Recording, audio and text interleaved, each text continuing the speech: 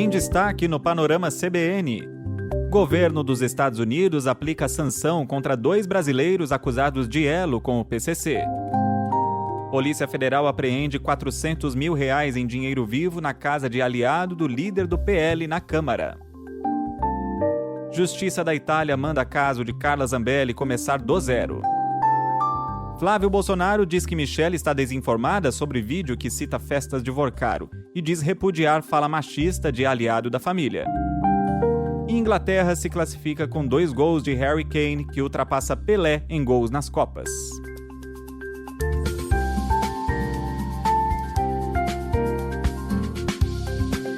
Olá para você que está aqui comigo, eu sou Leandro Gouveia e essa é a segunda edição do podcast Panorama CBN de quarta-feira, 1º de julho de 2026. Em menos de meia hora eu te conto as principais notícias do dia. Olha só, o governo dos Estados Unidos anunciou sanções econômicas contra 2 brasileiros, 3 empresas baseadas no Brasil e uma empresa portuguesa por suspeita de lavagem de dinheiro para o PCC. O Departamento do Tesouro americano classificou a facção paulista como a maior organização criminosa transnacional do hemisfério ocidental e uma ameaça para a segurança nacional do país. Essa vai ser a primeira punição financeira da gestão de Donald Trump contra o grupo desde junho, quando os Estados Unidos colocaram não só o PCC, mas também o Comando Vermelho na lista de organizações terroristas internacionais. Nos bastidores de Brasília, a medida pegou o Palácio do Planalto de surpresa, porque não teve aviso diplomático prévio. Uma fonte do governo brasileiro criticou a CBN o método de Washington e disse que a gestão Trump costuma fazer anúncios pelas redes sociais. Os alvos das sanções são os brasileiros Vitor Henrique de Oliveira Shimada e Estela Stefani Nunes Henrique de Oliveira. De acordo com as investigações na Flórida, o esquema movimentou mais de 30 milhões de dólares em dinheiro sujo. Shimada comandava o núcleo em São Paulo e usava criptomoedas para enviar os valores dos Estados Unidos para o Brasil. Vitor foi denunciado no ano passado pelo Ministério Público de São Paulo por lavagem de dinheiro no âmbito do escândalo da VaideBet, ex-patrocinadora do Corinthians. Os Estados Unidos, inclusive, citam um clube de futebol brasileiro que teve o dinheiro desviado, lavado por uma empresa de Vitor. Já Estela é citada como parente e secretária de Vitor, que atuou como intermediária na coleta de dinheiro, fornecendo serviços logísticos para a lavagem de dinheiro. Em janeiro desse ano, a polícia americana já tinha prendido 6 suspeitos de integrar essa mesma rede de lavagem de dinheiro. Com as sanções, os bens dos alvos nos Estados Unidos ficam bloqueados. A notícia de sanção dos Estados Unidos aumentou a percepção de risco no Brasil e mexeu com o mercado financeiro. O principal índice da Bolsa de Valores de São Paulo fechou em baixa de 0,2% aos 171.688 pontos. O dólar comercial fechou em alta de 0,9%, cotado a R$ 5,20. O euro vale R$ 5,92, com alta de 0,48%.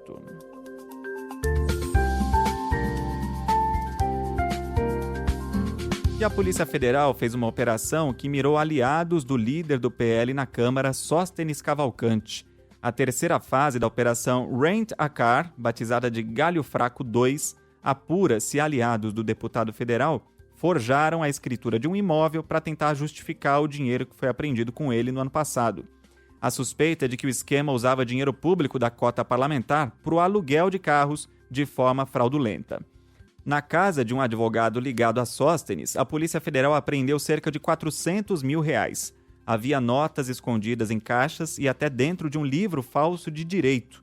Ao autorizar a operação, o ministro Flávio Dino, do Supremo, afirmou que a investigação indica que parte de 15 milhões de reais movimentados por empresas possam ter origem em recursos públicos ligados ao deputado. Nas fases anteriores da operação, a Polícia Federal encontrou R$470 mil em dinheiro vivo no endereço do deputado Sóstenes Cavalcante. E, na época, ele afirmou que o valor vinha da venda de um imóvel. Só que, segundo a PF, o imóvel só foi transferido oficialmente cerca de um mês depois da apreensão do dinheiro. Também na época, o deputado Carlos Jordi, outro deputado do PL, também foi alvo de mandados de busca e apreensão e os dois negam qualquer irregularidade. E a Justiça da Itália anulou a decisão que autorizava a extradição para o Brasil da ex-deputada federal Carla Zambelli, do PL. A Corte Suprema de Cassação aceitou um recurso da defesa que apontou falhas e vícios processuais no julgamento anterior. Com isso, o processo vai voltar para a Corte de Apelação de Roma, mas o caso vai ser analisado por uma turma de juízes diferente. A nova decisão não discute a culpa da Zambelli e nem reavalia a condenação dela na justiça brasileira. O foco é apenas o rito do pedido de extradição. Zambelli foi condenada no Brasil a 5 anos de prisão em regime semiaberto por porte ilegal de arma de fogo e constrangimento ilegal. O caso aconteceu na véspera do segundo turno das eleições de 2022, quando ela perseguiu um homem com uma arma na mão, no bairro dos Jardins, em São Paulo. E esse é o segundo recuo da Justiça da Itália no caso, porque em maio o Tribunal Máximo do país já tinha derrubado uma autorização parecida. Agora cabe aos juízes italianos avaliar do zero se o pedido do governo brasileiro cumpre todas as exigências dos tratados internacionais. E a Polícia Federal abriu o primeiro inquérito para investigar suspeitas de irregularidades na produção do filme Dark Horse, baseado na trajetória política de Jair Bolsonaro. A investigação vai apurar se houve o uso de emendas parlamentares para entidades que têm ligação com o longa-metragem. A apuração começou depois de uma análise preliminar aberta no dia 15 de maio pelo ministro Flávio Dino, do STF. O diretor-geral da PF, Andrei Passos Rodrigues, disse que a corporação vai iniciar novos inquéritos assim que receber o aval do STF. Os inquéritos, seja esse ou seja qualquer outro, eles dependem de um trâmite, inclusive, de autorizações judiciais. Então, a nossa equipe já deu os encaminhamentos necessários e agora, à medida que o Poder Judiciário autorizar, e já há autorizações, já houve na sexta-feira passada a instauração de um desses inquéritos, nós vamos prosseguir nas investigações com todos os casos que recebemos. Os investigadores suspeitam que políticos do PL destinaram dinheiro público para a produção do filme. Ao todo, organizações ligadas à produtora teriam recebido R$ 4.600.000 por meio de emendas PIX. Os envolvidos negam ter cometido irregularidades. O processo aberto pelo ministro Flávio Dino foi dividido. O caso principal gerou esse inquérito da Polícia Federal, mas outras 2 frentes foram separadas e também podem virar novas investigações. Uma delas vai apurar o repasse de R$ 61 milhões feito por Daniel Vorcaro, do Banco Master, a pedido do senador Flávio Bolsonaro. E a outra linha vai investigar a possibilidade de esses recursos terem sido usados para bancar o sustento do ex-deputado federal Eduardo Bolsonaro, do PL, nos Estados Unidos. E nessa quarta, durante o evento com mulheres do PL, o senador Flávio Bolsonaro criticou a ex-primeira-dama Michele Bolsonaro por ela ter republicado nas redes sociais um vídeo do ex-governador Antony Garotinho, em que ele falava de festas de Daniel Vorcaro com mulheres e políticos pelados. Ao compartilhar, a Michele escreveu no Instagram que a verdade de Jesus Cristo vai prevalecer. E apesar de não ter sido citado diretamente, Flávio disse que Michele está desinformada. Quando ela pega um vídeo do Garotinho, que é do Rio de Janeiro, conhece aí o Garotinho, bota na rede social dela, insinuando que eu posso estar numa festa de Vorcaro, ela está completamente desinformada. Eu quero garantir a todas vocês aqui. A única relação que eu tenho com Vorcaro é sobre o filme do meu pai. É a única. Qualquer reunião que eu tenha tido, qualquer conversa que eu tenha tido, tudo que aparece nos celulares, os milhares aí que estão sendo bloqueados para ter acesso a qualquer diálogo meu e conversa com ele foi sobre o filme do presidente Bolsonaro. Bom, nesse mesmo evento, o Flávio Bolsonaro decidiu repudiar a declaração do aliado da família, Paulo Figueiredo, sobre o voto feminino. Numa publicação na internet, o Figueiredo, que é neto do último presidente da ditadura militar, disse que as mulheres estatisticamente votam muito mal, em especial as solteiras, porque as casadas costumam seguir o marido. Ele também chamou a ex-primeira-dama, Michele Bolsonaro, e a senadora Damares Alves de feministas, como se fosse um demérito. O senador Flávio Bolsonaro não comentou esse último ponto, mas criticou a postura do aliado que mora nos Estados Unidos. Eu quero repudiar veementemente a fala do Paulo Figueiredo sobre as mulheres. Não concordo com o que ele falou. Completamente equivocado, ele não faz parte da nossa campanha. Óbvio que é uma pessoa que nos ajuda muito lá nos Estados Unidos, nas pautas que nós temos nos Estados Unidos junto com o meu irmão. Ele trabalha, ajuda, também estava em diversos momentos importantes ao nosso lado lá. E em função disso, as pessoas tentam colocar meu colo numa fala que não é minha. Eu não tenho responsabilidade sobre o que ele fala. Numa rede social, Paulo Figueiredo disse que Flávio Bolsonaro fez bem em repudiá-lo publicamente, embora esteja errado no assunto, e que mantém o apoio ao senador.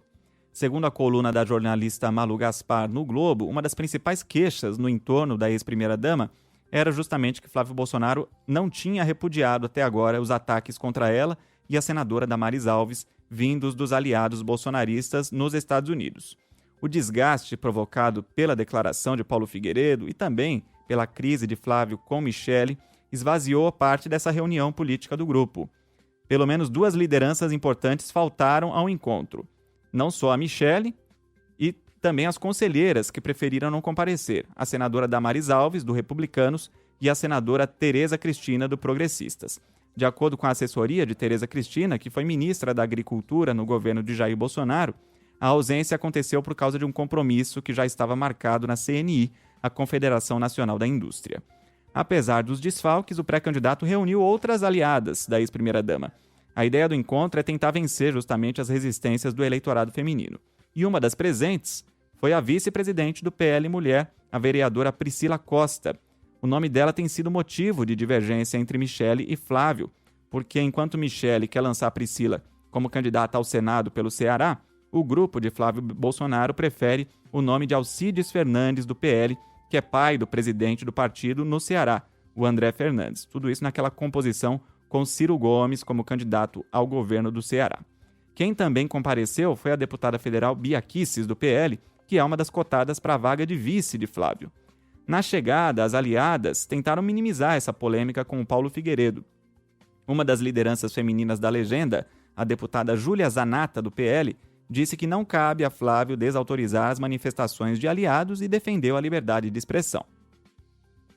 Mas o Flávio é pré-candidato à presidência. Ele vai ficar desautorizando todo mundo que falar? Qualquer aliado, nós temos muitos aliados. É complicado, né?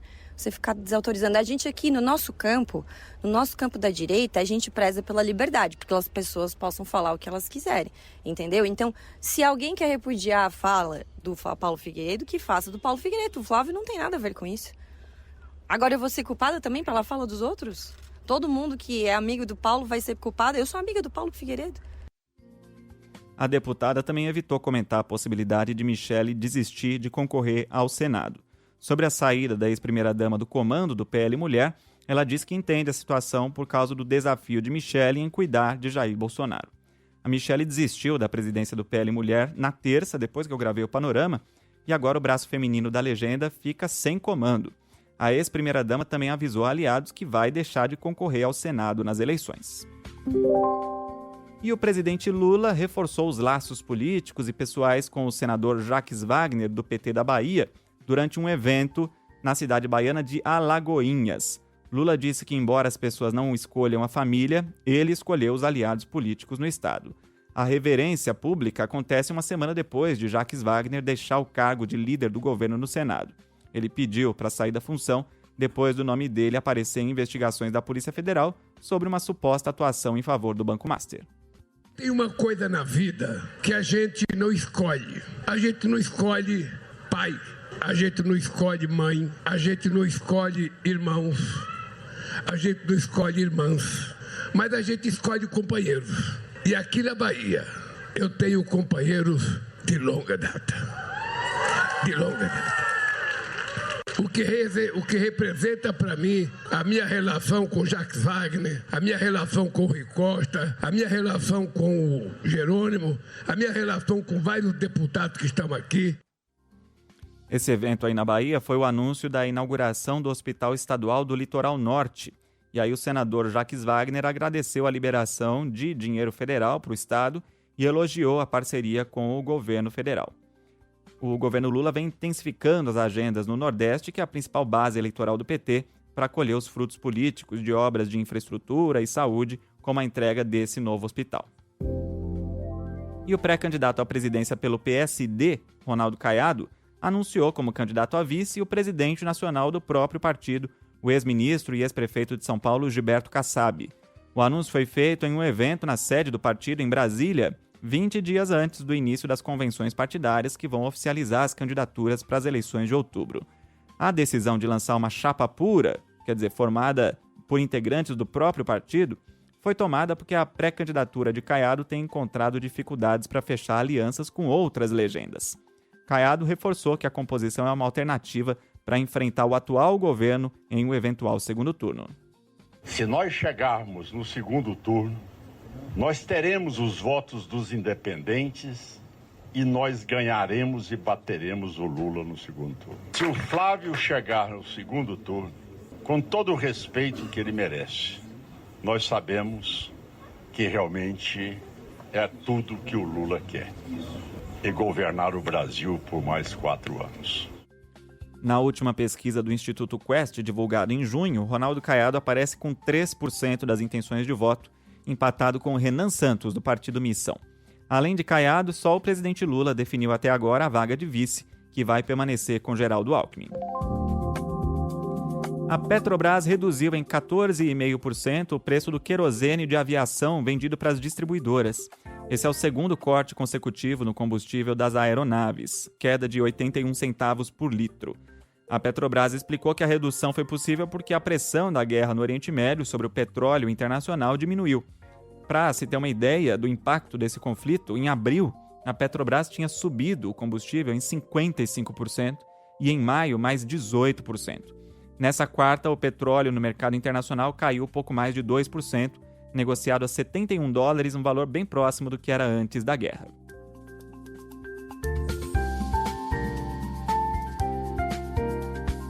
Na Venezuela, o número de mortos pelos 2 terremotos da semana passada subiu de 1.943 para 2.295. Mais de 11 mil pessoas foram contabilizadas como feridas. O governo da Venezuela decretou um período de luto oficial de 7 dias em homenagem às vítimas. O número de mortos ainda está aquém da realidade, porque mais corpos são retirados dos escombros diariamente e os necrotérios locais estão com dificuldades para lidar com a grande quantidade de vítimas. De acordo com o Comitê Internacional de Resgate, quase 50 mil pessoas continuam desaparecidas. E a organização humanitária alertou que o frágil sistema de saúde da Venezuela está sendo levado ao limite. Hospitais danificados e com falta de pessoal estão sobrecarregados pelos feridos, enquanto doenças infecciosas começam a se alastrar na zona de desastre. E como se não bastasse o desastre humanitário, 4 policiais do principal órgão de investigação criminal da Venezuela foram presos e expulsos da corporação por acusação de terem furtado dinheiro encontrado nos escombros de edifícios. Aqui no Brasil, o cacique Raoni voltou para a UTI depois de apresentar uma hemorragia digestiva na última segunda-feira. Segundo o boletim médico do Hospital São Paulo, divulgado nesta quarta-feira, a transferência para a UTI ocorre para melhor monitorização e que o líder indígena está consciente e estável.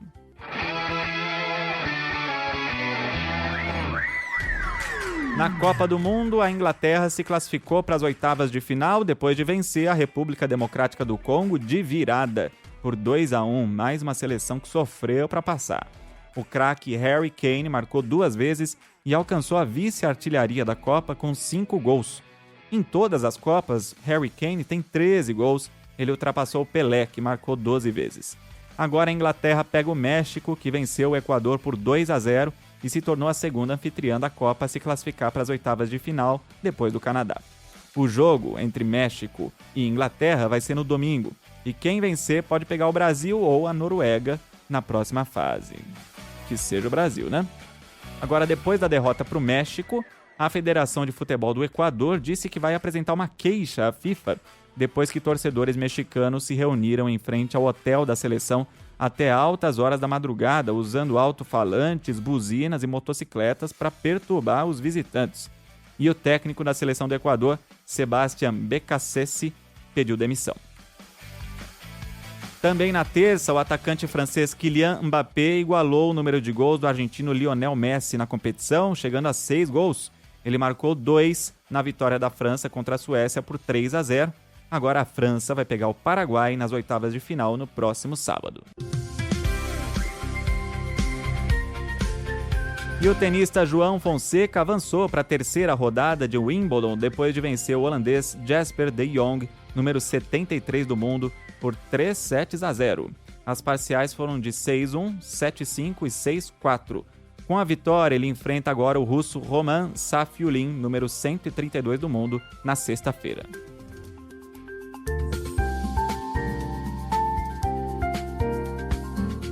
E antes da última notícia, convido você a mandar mensagem para o Panorama. Meu e-mail é leandro.gouveia@cbn.com.br. No Instagram é só procurar por Lê Reis Gouveia e não esquece de escrever seu nome e de onde você está ouvindo. Sobre a reclamação do agro com o dinheiro do Plano Safra, o Vitor, que não diz de onde ouve o Panorama, comentou: rapaz, você pode zerar imposto, dar mais dinheiro, rasgar a legislação ambiental, liberar todos os agrotóxicos existentes e mesmo assim o agro vai reclamar. Esta é a opinião do nosso ouvinte. Se você acompanha o Panorama e gosta do nosso trabalho, tira 10 segundinhos aí no Spotify, clica nos 3 pontinhos, vai em avaliar e dá 5 estrelas para o podcast. Eu fecho essa edição com uma homenagem a Victor Willis, vocalista do grupo Village People, que morreu aos 74 anos.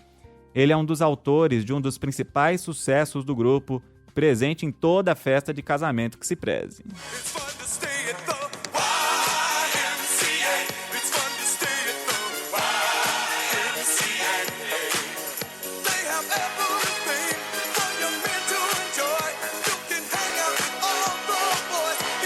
Com coreografia e tudo, né? O Village People informou nas redes sociais que a causa da morte foi uma doença breve e agressiva, mas não deu mais detalhes. Victor Willis nasceu no Texas em 1º de julho de 1951 e era filho de um pastor batista. Ele começou na música cantando em corais gospel. O Village People alcançou o topo das paradas mundiais no fim dos anos 70, explorando entre os integrantes estereótipos masculinos. O Willis era o policial ou o oficial da Marinha e se tornou o líder da banda. Essa música mais famosa foi inspirada no período em que Willis frequentava uma unidade da Associação Cristã de Moços em Nova York, a YMCA. A canção se tornou uma grande referência cultural e em 2020 entrou para o Registro Nacional de Gravações da Biblioteca do Congresso dos Estados Unidos. Nos últimos anos, Willis era o único integrante original que ainda se apresentava com a banda. O jornal New York Times, em uma crítica de 1979, destacou Willis como o único músico de fato do grupo. Ele passou as décadas de 80 e 90 afastado do grupo, enfrentando problemas com drogas e disputas na justiça para garantir o recebimento de direitos autorais, que ele conseguiu recuperar em 2017. Recentemente, o cantor esteve envolvido em polêmicas por causa da associação da banda com Donald Trump. O presidente americano costumava usar o YMCA no encerramento de seus comícios. Willis chegou a escrever um longo texto nas redes sociais para explicar que a apresentação do grupo em um evento da segunda posse de Trump não significava um apoio político. Ele defendeu que a música deve ser compartilhada por todos, independentemente do partido. Nessa quarta-feira, Donald Trump publicou uma homenagem a Victor Willis nas redes sociais e chamou o músico de um cara fantástico e alegre.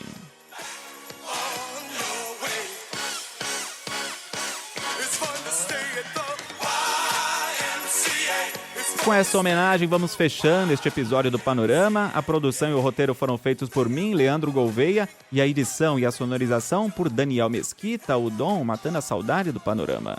A próxima edição chega às plataformas por volta das 7 da manhã com Bianca Santos e eu volto na sequência. Até lá!